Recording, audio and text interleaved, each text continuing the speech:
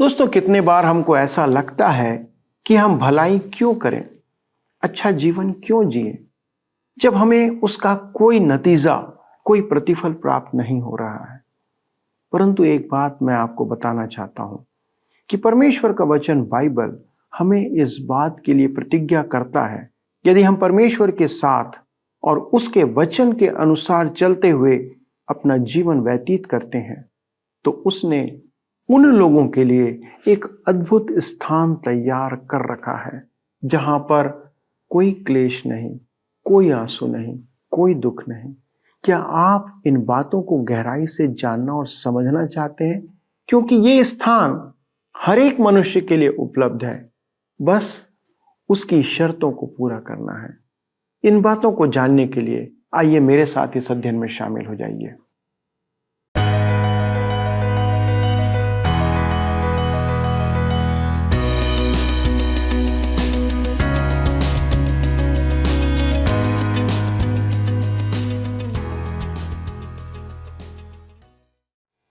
प्रिय दोस्तों, आप सभी को हमारे प्रभु और उद्धारकर्ता मसीह यीशु के अति पवित्र और सामर्थ्य नाम में प्रेम भरा नमस्कार।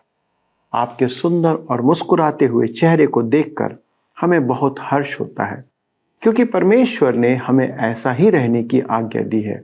जैसा कि फिलिपियों की पत्री में हमने सुना था कि प्रभु में सदा आनंदित रहो। दोस्तों, सत्यवचन कार्यक्रम का भी उद्देश्य यही है कि आप सदा आशा में, परमेश्वर में आनंदित रहें। परमेश्वर ने हमें एक अद्भुत आशा प्रदान किया है, जिसके द्वारा हम अपना जीवन यापन कर सकते हैं। मेरा यह सौभाग्य है कि मैं आपका इस बाइबल अध्ययन कार्यक्रम में स्वागत कर सकूं। दोस्तों, हम इन दिनों यशायाह भविष्यवक्ता की पुस्तक का अध्ययन कर रहे हैं और आज हम 35वें अध्याय से आगे बढ़ते हुए प्रभु के राज्य की कुछ विशेष बातों को देखेंगे।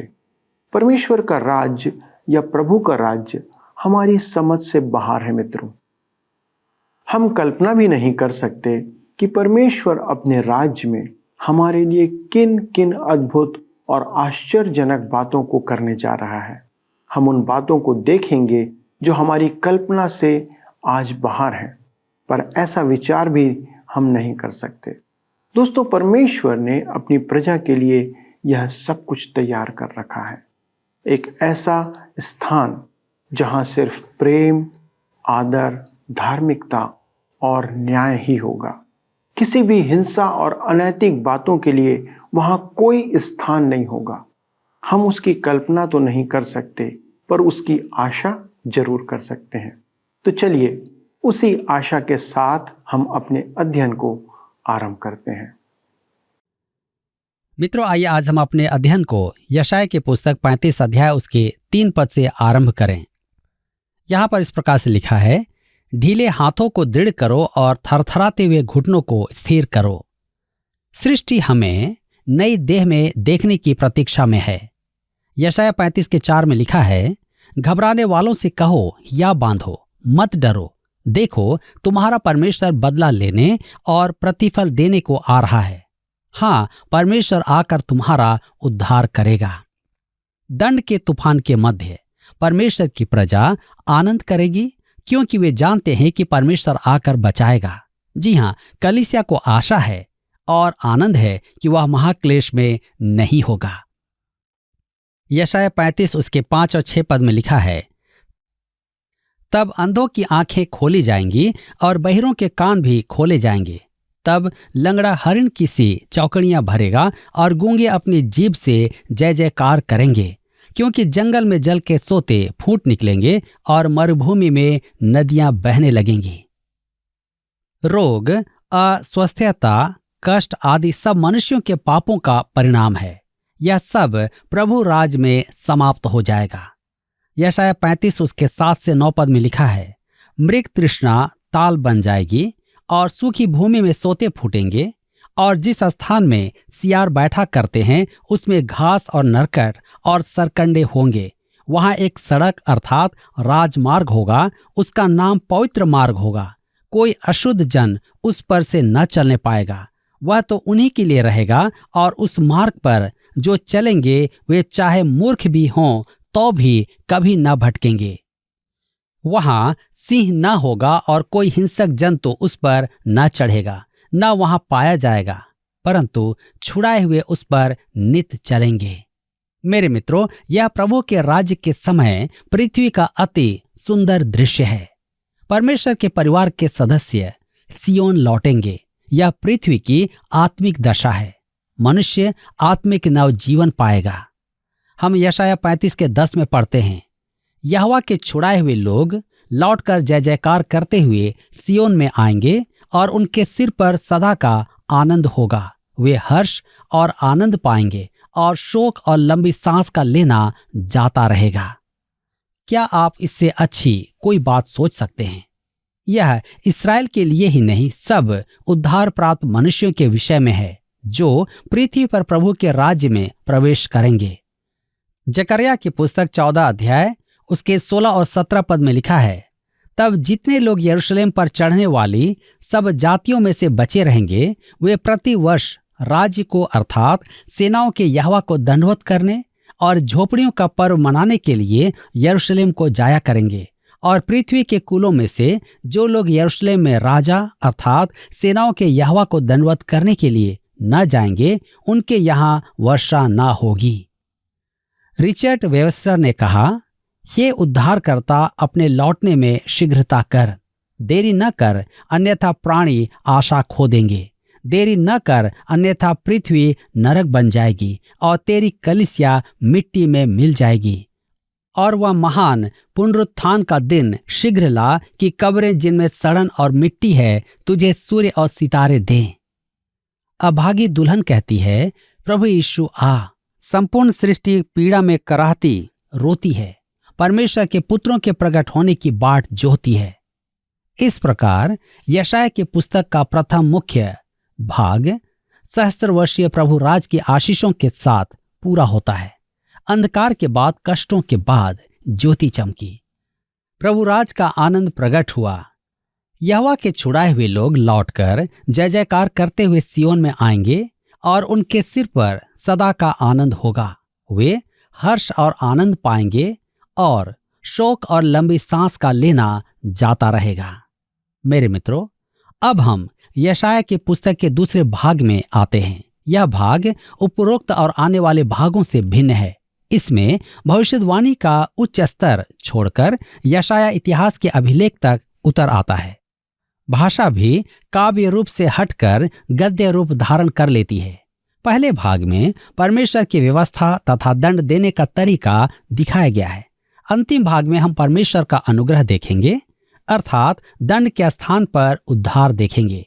इन दो भागों के बीच यह 4 अध्यायों का अंतराल ऐतिहासिक परिप्रेक्ष्य है। अब प्रश्न यह है कि इस अंश को यहाँ क्यों रखा गया है। यह एक तार्किक प्रश्न है और एक ईमानदार खोजी को प्रतिफल प्रदान करता है। यहाँ अनेक महत्वपूर्ण कारक हैं जिनका उल्लेख करना उचित होगा। आइए हम देखें। पहला, धार्मिक इतिहास और सांसारिक इतिहास में अंतर है। FC जेनिंग्स का कहना है, दिव्य इतिहास कभी भी मात्र इतिहास नहीं होता है, अर्थात वह केवल पूर्व काल की घटनाओं का सिर्फ सच्चा विवरण नहीं होता है। इसका अर्थ यह हुआ कि धार्मिक इतिहास में अनेक आत्मिक तथ्य छिपे होते हैं जो केवल विश्वास की आंखों से देखने को मिलते हैं। अतः आवश्यक है कि पवित्र आत्मा हमें सिखाए कि धार्मिक इतिहास रचने में आत्मिक तथ्य क्या है। मैं इस विषय में कुछ प्रस्तावित कारणों पर ध्यान देना चाहता हूं।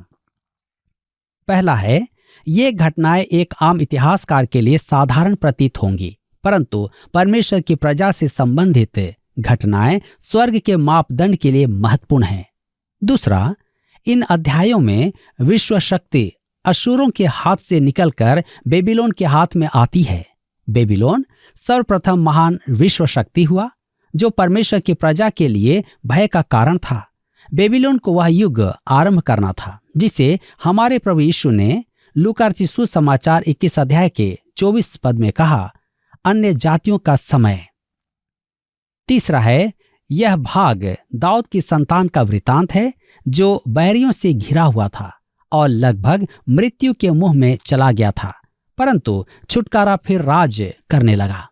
यह परमेश्वर के उस महान पुत्र का प्रतीक है जिसे बैरियों ने पीड़ित किया और मृत्यु के मुंह में डाल दिया, परंतु वह मृतकों में से जी उठा और पृथ्वी पर राज करने फिर से आएगा।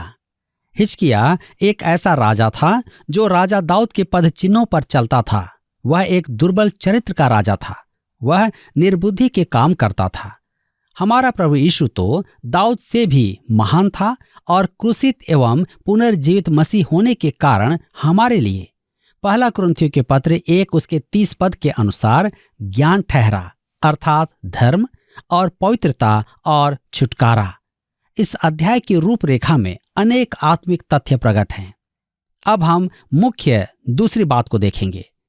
इस ऐतिहासिक अंश में दूसरा महत्वपूर्ण कारण है कि ये मुख्य घटनाएं धर्मशास्त्र में 3 बार व्यक्त की गई हैं।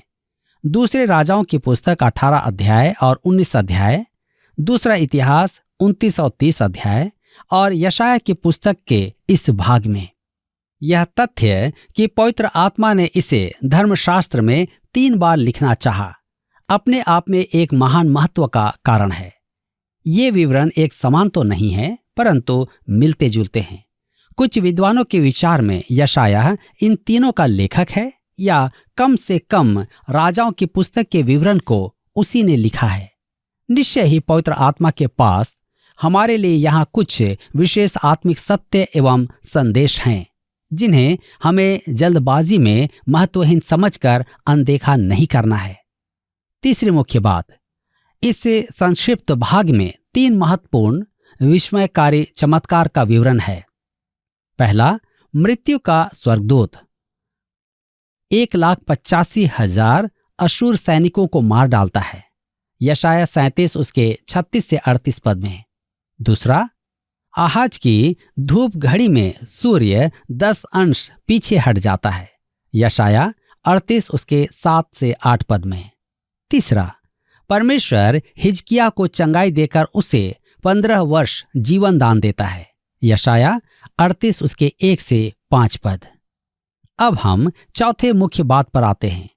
यह भाग अशूरों का उल्लेख करते हुए आरंभ होता है और बेबीलोन के उल्लेख के साथ समाप्त होता है। 2 महत्वपूर्ण पत्र हैं जिन्हें हिजकिय्याह ने प्राप्त किया था। पहला पत्र अशूरों का था, जिसे हिजकिय्याह ने परमेश्वर के समक्ष प्रार्थना में रख दिया था। परमेश्वर ने उसकी प्रार्थना सुनकर उसकी प्रजा का उद्धार किया था। यशायाह 37 उसके 14 से 20 पद में।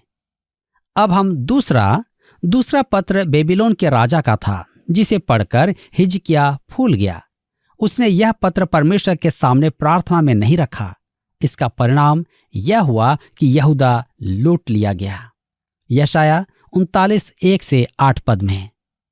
मेरे मित्रों, अध्याय 36 हिजकिय्याह के बारे में और अशूरी सनहेरीब के आक्रमण के बारे में वर्णन करता है। अध्याय 37 में हिजकिय्याह की प्रार्थना और अशूरों की सेना के विनाश का वर्णन है। अध्याय 38 में हिजकिय्याह के रोगी होने, उसकी प्रार्थना और उसकी चंगाई का वर्णन है। अध्याय 39 में हिजकिय्याह की मूर्खता का प्रदर्शन है। तो आइए हम अपने अध्ययन में आगे बढ़ते हुए यशायाह की पुस्तक अध्याय 36 में आते हैं। यहाँ पर हम देखेंगे जिसका विषय है हिजकिय्याह और अशूर। अशूरों का राजा सनहेरीब उत्तर दिशा से बाढ़ के समान आता है और अपने मार्ग में आने वाले प्रत्येक देश को ध्वंस करता जाता है। विजय की पताका फहराता हुआ वह यरूशलेम की दीवार पर आ पहुंचता है। उसे बड़ा आश्चर्य हुआ कि हिजकिय्याह समर्पण के लिए तैयार नहीं था। वह सोचने लगा कि हिजकिय्याह के पास कोई विशेष गुप्त हथियार है। उसका प्रतिनिधि रबशाके यहूदा का ठट्ठा करता है कि उन्हें कोई नहीं बचा सकता। वह बड़े घमंड से उन्हें समर्पण की धमकी देता है। अध्याय के अंत में हिजकिय्याह के पास अशूरों की धमकियों और शर्तों का समाचार आता है। अशूर यरूशलेम पर आक्रमण करने की धमकी देता है। तो आइए पढ़ें यशायाह 36 के 1 पद। लिखा है, हिजकिय्याह राजा के 14वें वर्ष में अशूर के राजा सनहेरीब ने यहूदा के सब गढ़ वाले नगरों पर चढ़ाई करके उनको ले लिया। मेरे मित्रों, आपको स्मरण होगा कि यशायाह ने भविष्यवाणी की सेवा उस समय आरंभ की थी जब राजा उज्जियाह की मृत्यु हो गई थी और योताम, आहाज और अब हिजकिय्याह के राज्यकाल तक वह सेवा करता आ रहा है। हिजकिय्याह यहूदा के 5 महान राजाओं में से एक था। आसा, यहोशापात, योआश, हिजकिय्याह और योशिय्याह। उसके समय यहूदा राज्य में जागृति आई थी। वास्तव में हिजकिय्याह एक महान राजा था। हम दूसरे इतिहास की पुस्तक 29 अध्याय उसके 1 और 2 पद में पढ़ते हैं, जहां लिखा है, जब हिजकिय्याह राज्य करने लगा तब वह 25 वर्ष का था और 29 वर्ष तक यरूशलेम में राज्य करता रहा। उसकी माता का नाम अबिय्याह था, जो जकर्याह की बेटी थी। जैसे उसके मूल पुरुष दाऊद ने किया था, अर्थात जो यहोवा की दृष्टि में ठीक था, वैसा ही उसने भी किया। यद्यपि हिजकिय्याह एक अच्छा राजा था, उसने सन्हेरीब को रिश्वत देने में अपनी दुर्बलता का प्रदर्शन किया। वह चाहता था कि किसी प्रकार यरूशलेम अशूरों के आक्रमण से बच जाए। आप दूसरे राजाओं की पुस्तक 18 अध्याय उसके 13 से 16 पद को देख सकते हैं। उसने अशूरों के राज की बहुत बड़ी मांग को पूरा करने के लिए मंदिर का सोना चांदी उतरवा लिया, परंतु यरूशलेम के शहरपनाह के बाहर खड़ी विशाल सेना की उपस्थिति के कारण यह उसके हित में नहीं हुआ। उसे कोई सहायता प्राप्त नहीं हुई। यह कोई नई कूटनीति नहीं थी। आज भी यह नीति प्रचलित है। आप पैसे से मित्र नहीं खरीद सकते। हमारी समस्या है कि हमने सच्चे मित्र पहचानना नहीं सीखा है। अंत में हिजकिय्याह को परमेश्वर की शरण में ही आना पड़ा। यशायाह 36 के 2 में लिखा है, अशूर के राजा ने रबशाके को बड़ी सेना देकर लाकीश से यरूशलेम के पास हिजकिय्याह राजा के विरुद्ध भेज दिया और वह ऊपरी पोखरे की नहर के पास धोबियों के खेत की सड़क पर जाकर खड़ा हुआ। ध्यान दीजिए, सन्हेरीब ने व्यक्तिगत रूप से आने की अपेक्षा रबशाके के नेतृत्व में विशाल सेना भेज दी। वे यरूशलेम के शहरपनाह के बाहर शिविर डालकर हिजकिय्याह को डरा रहे थे, प्रजा को आतंकित कर रहे थे कि वे समर्पण कर दें। हिजकिय्याह ने रबशाके से भेंट करने के लिए एक प्रतिनिधि मंडल भेजा। यशायाह 36 के 3 में लिखा है, तब हिल्किय्याह का पुत्र एलियाकीम जो राजघराने के काम पर नियुक्त था और शेबना जो मंत्री था और आसाप का पुत्र योआह जो इतिहास का लेखक था, ये तीनों उससे मिलने को बाहर निकल गए। हिजकिय्याह ने इन 3 प्रतिनिधियों को भेजा कि सन्हेरीब की शर्तों को स्वीकार करें। आइए हम आगे देखेंगे अशूरों द्वारा यरूशलेम के समर्पण की मांग।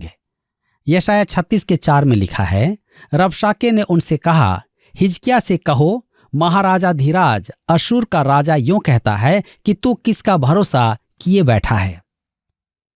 रबशाके बड़े घमंड से आश्चर्य व्यक्त करता है कि हिजकिय्याह के प्रतिरोध का कारण क्या है। उसके विचार में वह मिस्र था।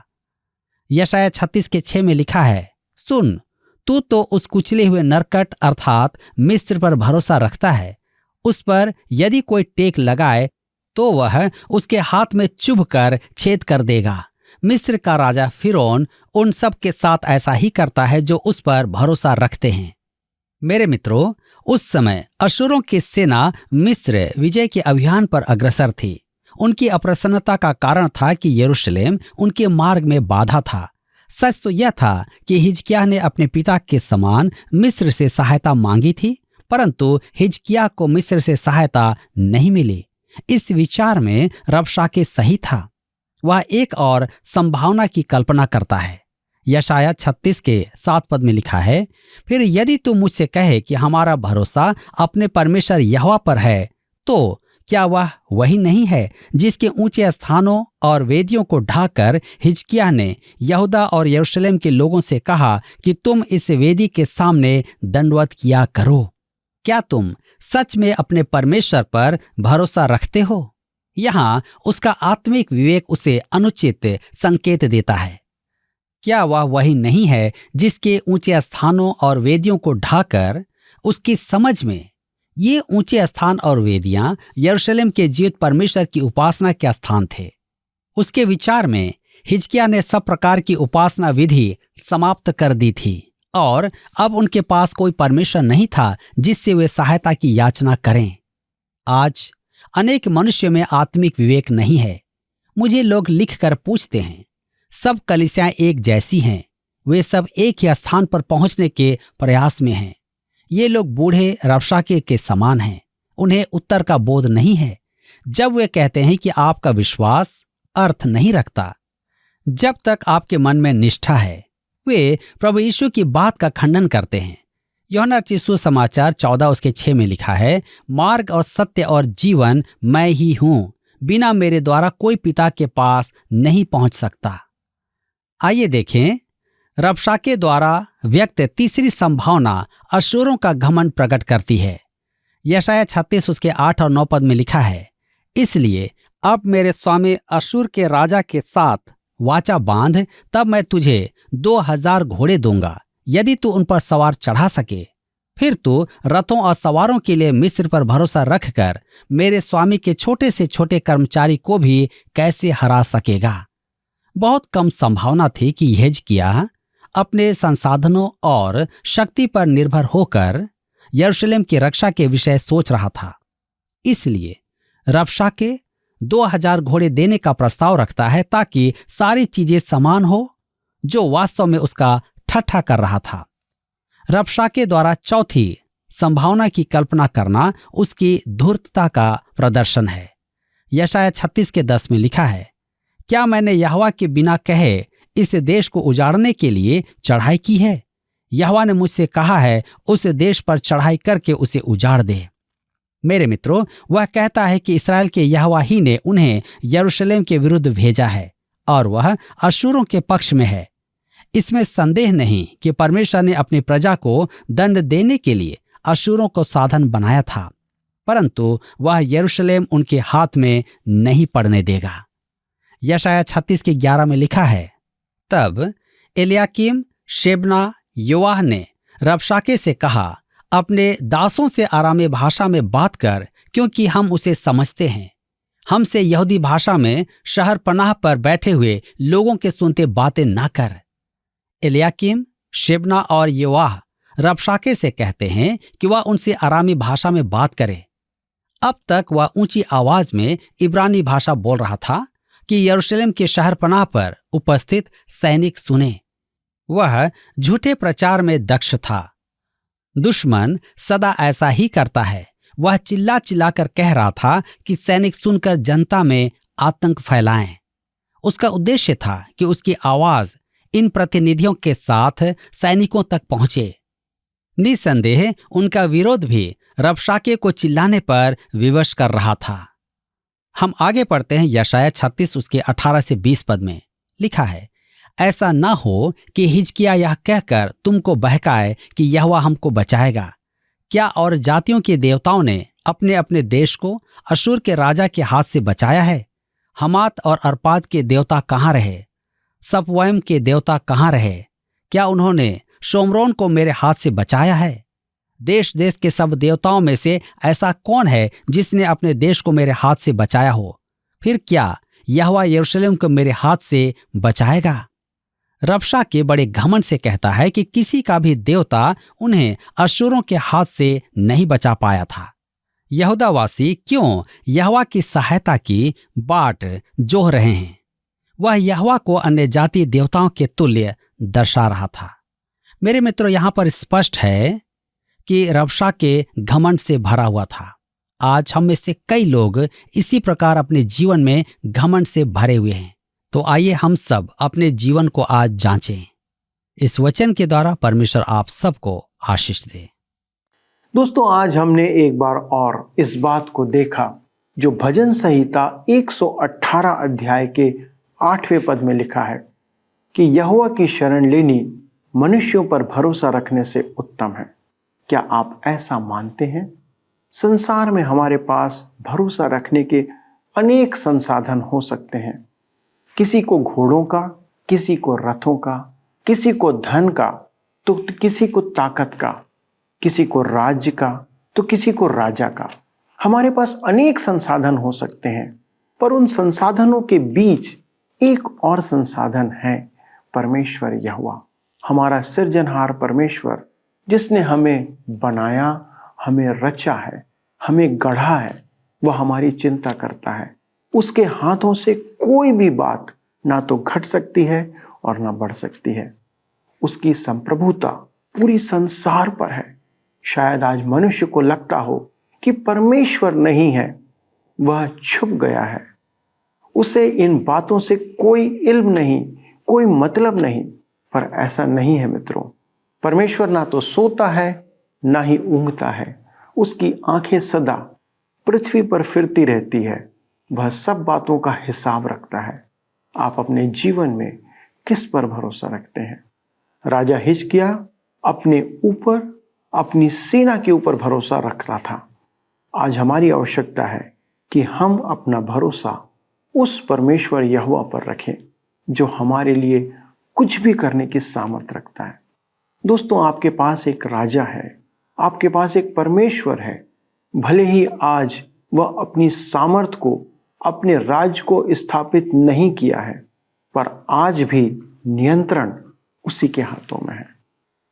तो आप अब किसके पास जाना चाहते हैं? अपने कष्टों में, परेशानियों में आप किसकी ओर निहारते हैं? मित्रों, अपना भरोसा और विश्वास उस जीवित परमेश्वर पर बनाए रखिए। आइए उसी परमेश्वर को धन्यवाद देते हुए उसी से प्रार्थना करें। स्वर्गीय पिता, हम धन्यवाद देते हैं कि आपने अपने वचन में इस बात को बहुत स्पष्ट रीति से प्रकट किया है कि आप भविष्य में अपने लोगों के लिए एक उत्तम स्थान को प्रदान करने जा रहे हैं। पिता, हमारे लिए ये कल्पना से बाहर है, परंतु एक दिन आप इसे पूरा करेंगे, ये हमारा विश्वास है, हमारी आशा है।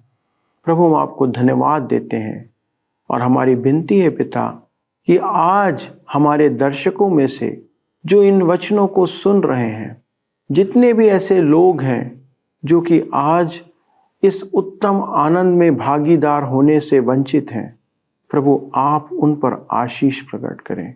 आज आप उन पर रहम करें कि उनका मन फिरे, वे आपके निकटता में आए और अपने पापों की क्षमा प्राप्त करके प्रभु यीशु के कारण से आपके सन्मुख आने के योग्य ठहराए जाए। पिता, हम धन्यवाद देते हैं उस अद्भुत स्थान के लिए जो आपने अपने विश्वासियों के लिए तैयार किया है। हमारे दर्शकों के लिए विनती है पिता कि यदि वे किसी परेशानी में हैं, दुविधा में हैं, संकट में हैं, और यदि आज उन्होंने आपको पुकारा है, तो विनती है पिता अपने स्वर्गिक निवास से उनकी प्रार्थनाओं को सुन लें, उनकी समस्याओं को दूर करें और उनके लिए जो भी सहज हो उस कार्य को पूरा करें। पिता, हमारी विनती है इन सारे भाई और बहनों पर, बच्चों पर, जवानों पर, बुजुर्गों पर अपनी सामर्थ को प्रकट करें। प्रार्थना को सुनने के लिए धन्यवाद देते हुए विनती यीशु के नाम से मांगते हैं, आमीन।